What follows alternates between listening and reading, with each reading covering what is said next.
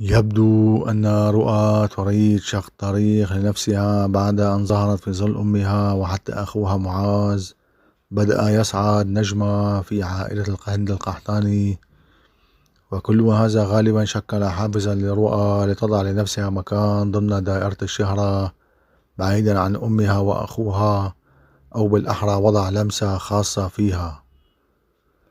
ولا يعني هذا أن الرقصة هذه هي البداية لكل هذا، فمن الممكن أن تضع قدم في سكتها الخاصة وقدم تبقيها بالعائلة، فكلا الاحتمالين واردين، فطالما لا يوجد خط واضح منها وعدم ذكرها لأي كلمات حول ما تريد فعله، فمن الطبيعي أن تكون التحليلات هي الطافية على السطح حاليا أقله.